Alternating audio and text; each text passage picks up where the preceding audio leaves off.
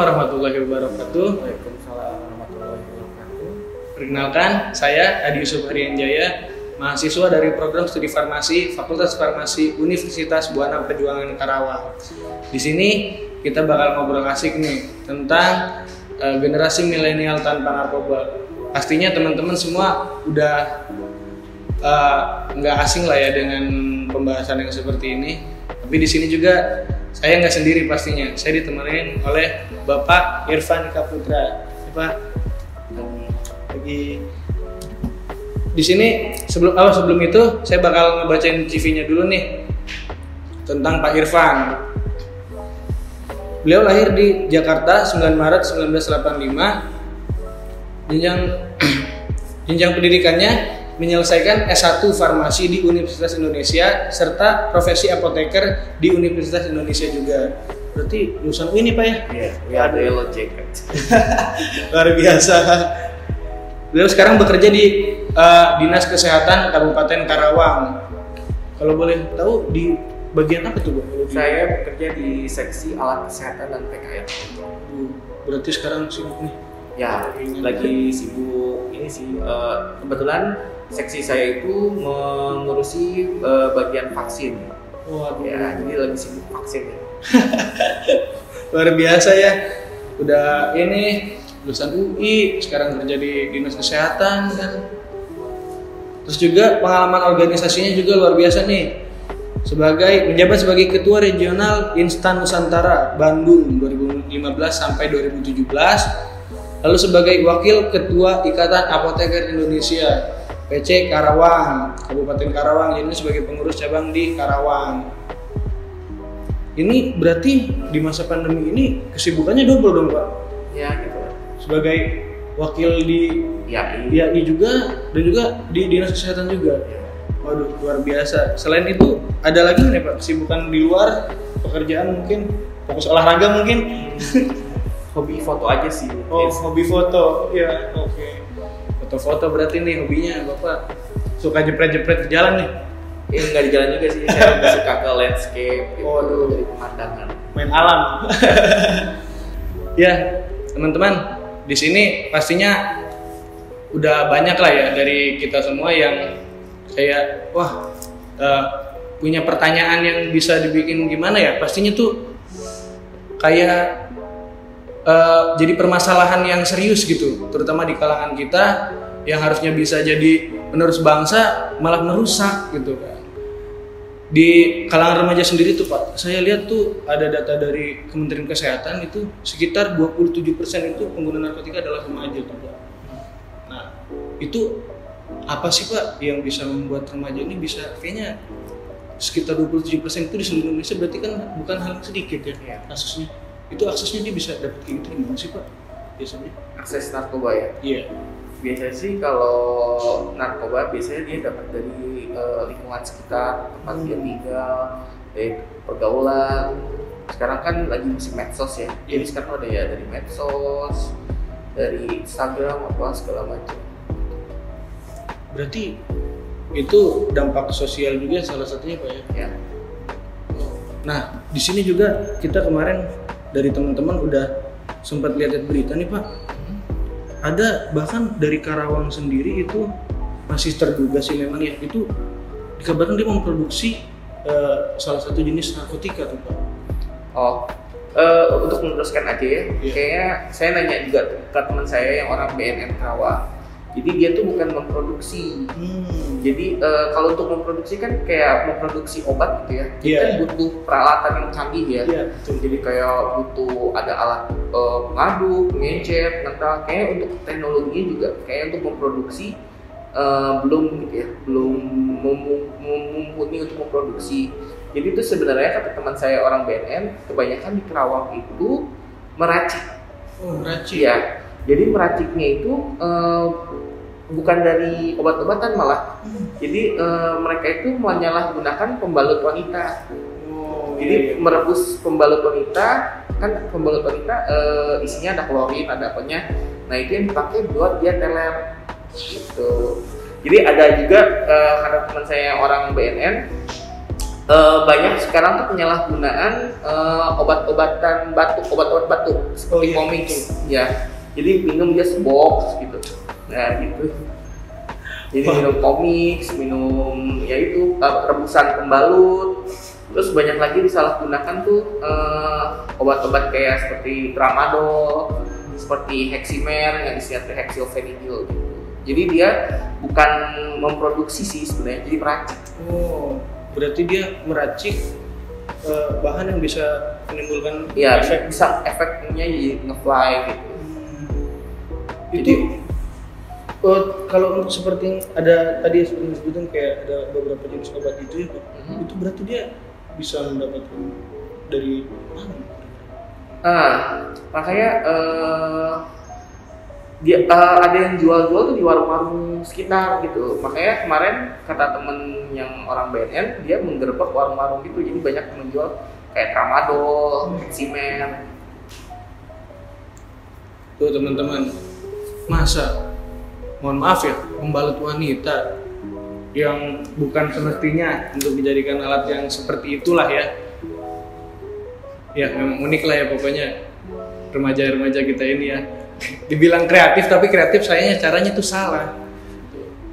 Saya buka masker dulu kali ya, soalnya. Iya Pak, agak di sana gitu.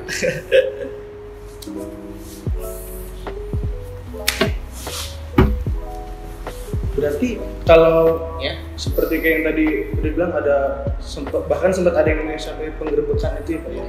Itu sebelum kejadian lah ya, itu sebelumnya dari Karawang sendiri Pak, dari pihak yang berwenang seperti dari BNN atau biasa dari Dinas Kesehatan gitu ya?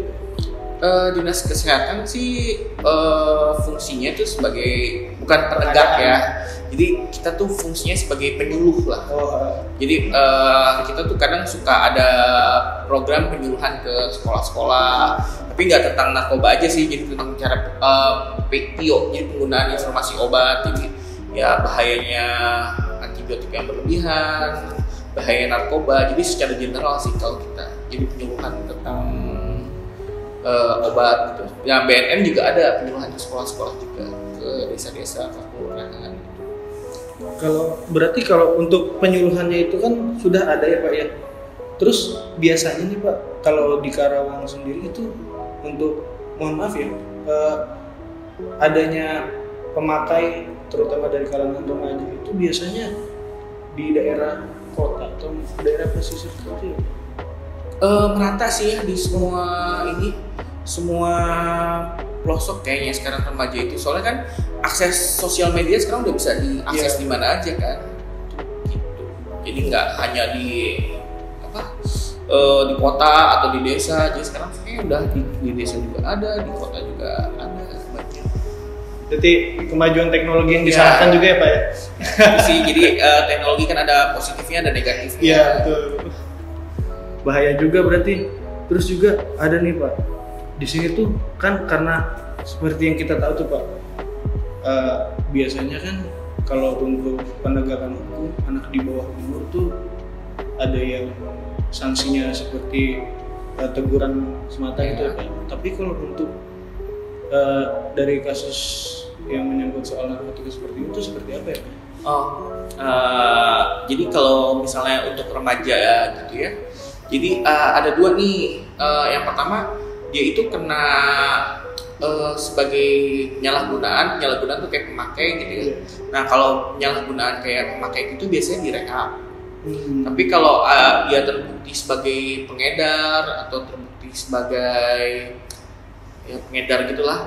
Jadi kalau dia terbukti terus ada barang buktinya, nanti diproses hukum sesuai dengan undang-undang yang ada di Indonesia. Nah kalau misalnya udah terbukti bersalah, jatuh hukuman, biasanya langsung untuk membedakan dari napi-napi dewasa, ada namanya napi lapas khusus remaja dan anak-anak. Berarti itu kalau untuk dasar hukumnya sendiri dia untuk pelaku ya, oknum-oknum remaja yang bisa dibilang menjual lah ya Pak. Itu kan berarti kan dia udah masuk ke ranah hukum yang pidana lah berarti Pak. Itu landasan hukumnya yang seperti apa tuh Pak? Nah, saya mau contohkan dulu ya, soalnya saya nggak hafal kalau undang-undang. Jadi menurut teman saya yang orang BNN itu, menurut Undang-Undang Nomor 35 Tahun 2009 tentang narkotika, di pasal 54, setiap pencandu dan korban penyalahgunaan wajib direhabilitasi.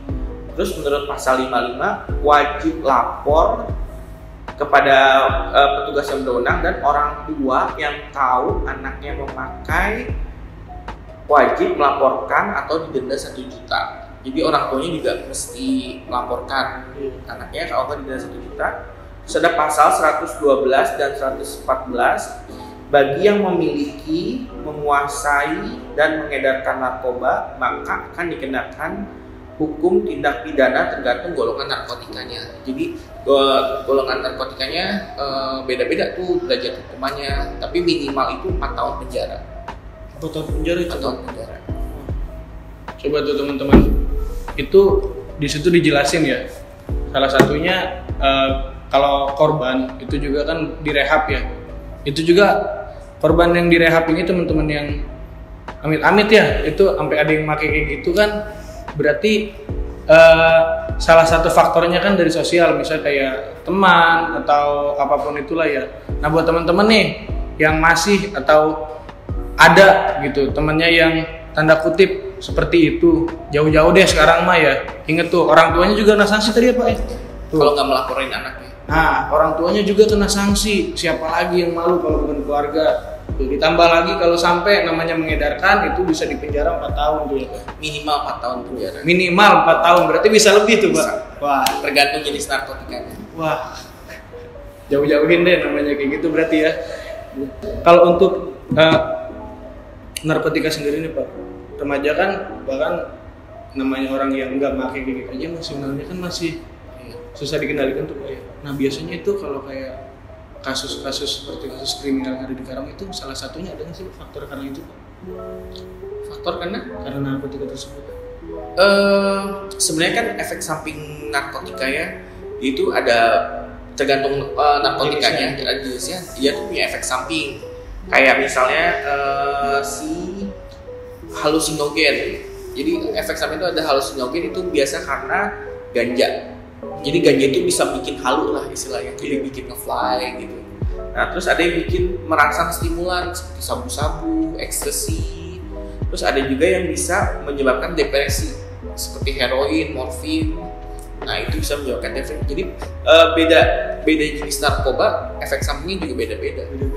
Itu apalagi kalau udah kecanduan itu harus berarti juga. Kalau teman-teman. Iya. Tapi kan kalau misalnya udah parah banget, makanya kan ada yang direhab, ada yang dihukum. Nah di rehab juga ada pengobatannya tuh. Jadi ada pengobatan, dikasih obat-obat, misalnya dikasih psikotropik gitu, lama-lama turun dosisnya gitu. Terus kalau untuk yang di rehab itu Pak, kalau di Karawang sendiri berarti ada itu Pak? Nah di Karawang tuh tempat rehab narkoba tuh ada pertama ada di BNN, di RSUD, sama di puskesmas sudah ada. Jangan sampai lah ya teman-teman nih yang amit-amit gitu ya sampai kena namanya kayak gini gitu kan, narkoba itu kan ya, jauh-jauh deh. Sekali lagi itu, tapi kalau untuk seperti orang rehabilitasi itu dia ngeluarin biaya lagi atau seperti apa biasanya? Kalau nggak salah ditanggung sama pemerintah. Oh, ditanggung ya. Karena dia pengobatan lah berarti. Iya, pengobatan. Ini Pak, untuk faktor-faktornya sendiri itu, faktor kenapa sih ada yang sampai nekat menggunakan gitu, bahkan ada yang maaf bisa canduan gitu. Apa aja sih Pak biasanya tuh yang pengalaman ada di sini di Karawang terutama? Banyak sih ya faktor-faktornya. Ada macamnya kayak faktor sosial, kayak misalnya sosial tuh sama kayak faktor lingkungan juga ya. Jadi kayak teman-teman sekitarnya make gitu kan, teman-temannya make, terus dia yang nggak make jadi dia nggak kelihatan keren gitu kan. Terus ya terbawa pergaulan juga, Jadi banyaklah kalau faktor sosial kayak gitu. Terus ada juga banyak faktor keluarga. Faktor keluarga juga bisa kayak misalnya dia dari keluarga yang broken home, bapak ibunya divorce gitu kan, atau enggak kurang perhatian bapak ibunya sibuk kerja, anaknya jadi kurang perhatian, jadi ya pelampiasannya ke narkoba. Terus ada faktor individu juga sih. Jadi kayak misalnya nggak pedean gitu kan. Nah, nggak pedean, terus biar pede ya make narkoba gitu, menyalahgunakan. Berarti faktornya lumayan banyak juga ya. Berarti bisa dibilang tergolong sensitif lah ya. Ada tadi dari karena teman, karena keluarga, nggak pede tuh. Itu yang unik tuh tadi tuh, nggak pede itu tuh Pak.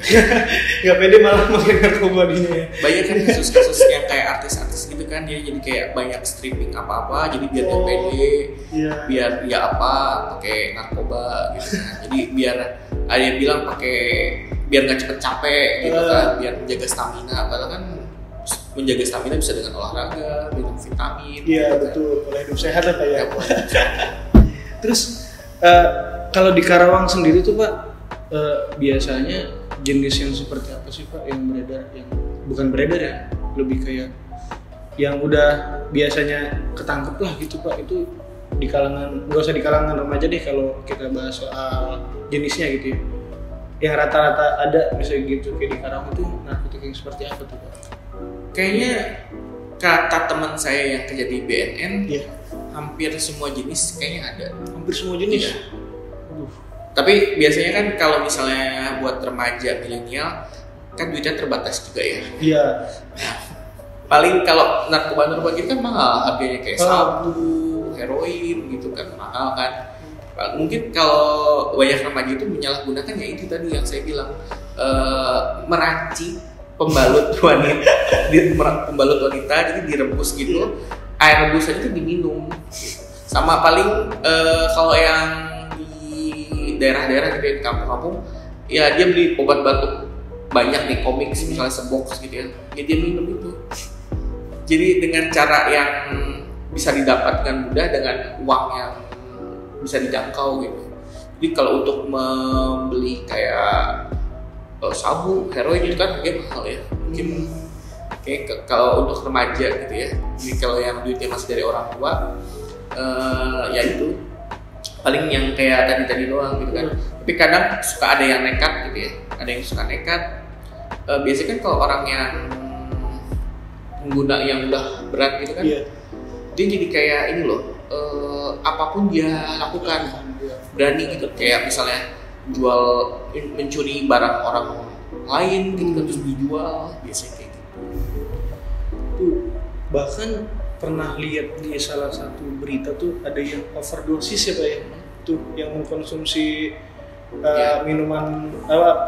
maksudnya yang mengkonsumsi obat batuk itu tadi ya, yang komik tadi tuh ya. Iya, soalnya minumnya tuh langsung satu box gitu. Satu box langsung semua itu. Iya, waduh. Tuh coba cuma buat ya hal yang nggak penting lah ya, tuh sampai minum obat batuk yang nggak semestinya, itu kan ada dosisnya. Dosisnya kan maksimal sehari 3 kali lah. Sehari 3 kali. Kalau dosis saset itu kan obat batuk maksimal kan. Nah ini dia minum 1 box sekali minum. Ya gimana nggak overdosis. Jadi kasihan, udah bahkan misal kayak tadi yang udah dijelasin oleh Pak Irfan tuh punya masalah, bukannya nyari jalan keluar ya, itu malah beli narkoba yang notabene harganya juga nggak murah. Tuh coba. Mohon maaf kalau orangnya remaja pengangguran gimana ayo? Udah nggak punya uang kitanya, malah uangnya dihabisin buat kayak gitu, nyolong duitnya. Udah kenanya pasal nanti pencurian ya Pak ya. Pasarnya berlapis. Ya pasal berlapis tuh. Tadi kayak yang tadi udah disebutin tentang narkotikanya aja bisa 4 tahun minimal tuh. Ditambah lagi pasal berlapis, tindak pidana, pencurian. Itu berarti bahaya banget ya Pak ya. Jauhin tuh buat teman-teman yang generasi milenial nih katanya. Terus kalau untuk ininya sendiri nih Pak, selain tadi kan kita udah bahas kayak faktornya,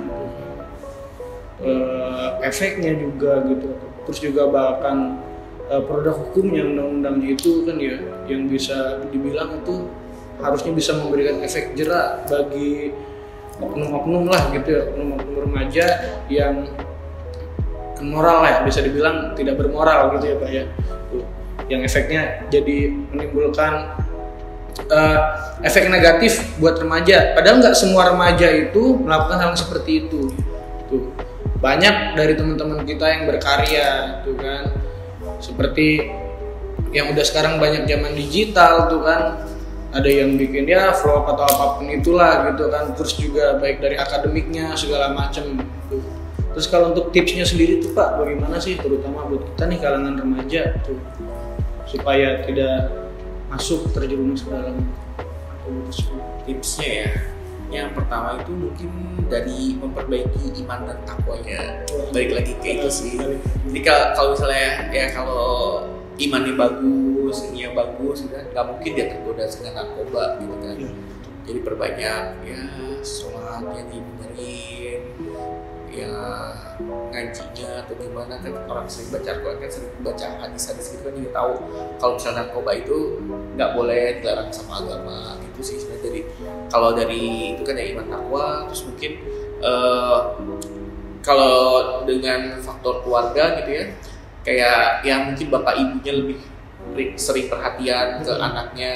Jadi semua dimulai dari keluarga sih, dari lingkungan keluarga. Kalau lingkungan keluarganya bagus, kalau misalnya anak kan biasanya kalau lagi broken home gitu ya, kalau dia punya masalah di keluarganya, dia nggak bisa cerita ke siapa-siapa, yang mungkin lampiasannya ke narkoba itu.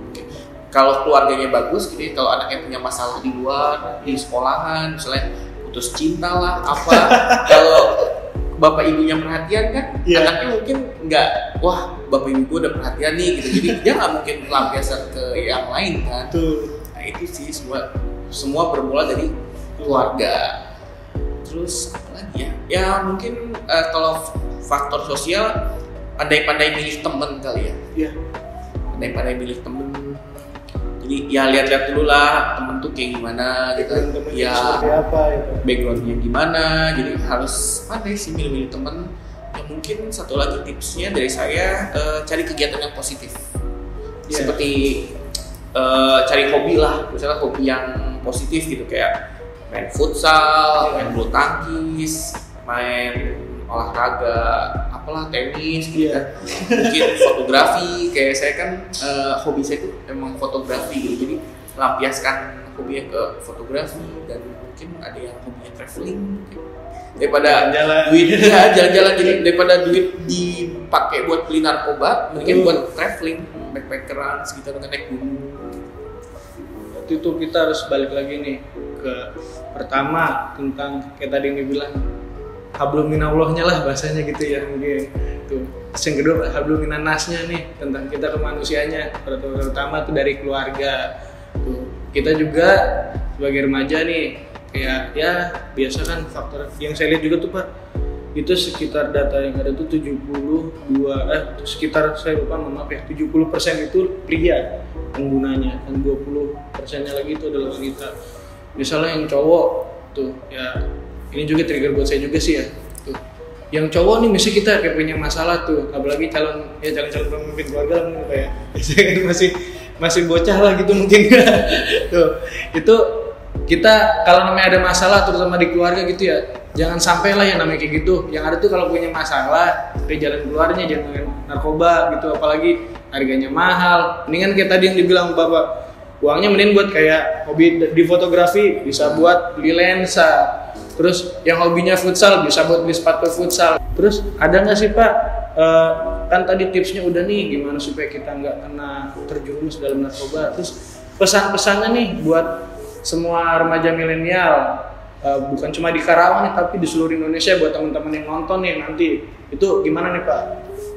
Pesannya yaitu kalau misalnya punya masalah, lebih baik cari teman yang dekat atau dengan cari keluarga. Jadi kita menceritakan masalah kita gitu. Jangan stres dikit ada masalah misalnya diputusin, larinya ke narkoba gitu. Terus pesannya lagi ya cari kegiatan yang positif sih. dan memperbaiki iman dan takwa kepada yang menciptakan kita. Jangan kalau galau berarti nih itu ya Pak, jangan lemah tuh. Kalau galau ya cari lagi, jangan cari barang kayak gitu. Ini mah udah mah hatinya rusak, nanti badannya juga rusak ya Pak. Ya makanya kan ada tuh yang berita, misalnya kalau misalnya galau diputusin cewek gitu. Kan di berita tuh banyak 9 juta wanita di Rusia tuh masih membutuhkan pria. Kayak mungkin kalau di Indonesia nggak laku, mungkin di Rusia laku. Nanti bisa ini dong, kayak kemarin Vicky Naki. Ya. Jadi buat temen-temen nih, jangan sampai lah ya namanya kayak gitu. Tadi putus cinta, jangan pakai narkoba. Tuh, ingat semuanya. Mungkin ada lagi nggak nih Pak bahasannya tentang yang lainnya? Atau mau disampaikan lagi? Ya itu aja sih mungkin bagi saya. Kalau masih muda kan hidup masih panjang ya. Iya. Terus kalau pakai narkoba kan nggak hanya merusak sistem saraf, ya merusak ini juga sih, kayak mudah depresi lah, mudah apa gitu kan. Jadi emang intinya say no to drugs. Oke, say no to drugs tuh, dengerin teman-teman. Iya, kayak tadi udah dibilangin sama Pak Irfan dari awal. Salah satunya tadi yang di undang-undangnya Pak ya, itu supaya efek jerahnya itu ada yang sampai tadi direhab di awal. Setelah direhab, orang tuanya juga bisa bersangkutan kalau sampai tidak melaporkan anaknya. Terus yang ketiga itu di penjara minimal 4 tahun tuh. Biasa ada dendanya juga coba? Ada dendanya juga yang pastinya nggak sedikit tuh. Banyak ruginya. Selain tadi masalah ada yang direhab, orang tuanya, keluarganya bisa didenda, ada juga yang di penjara itu. Ada juga faktor yang lebih parahnya lagi, terutama di dalam tubuhnya itu merusak ya Pak ya? Merusak sistem saraf. Ya, saya pernah tuh Pak dulu pas masih sekolah tuh kan diajakin ke BNN di Sukabumi tuh.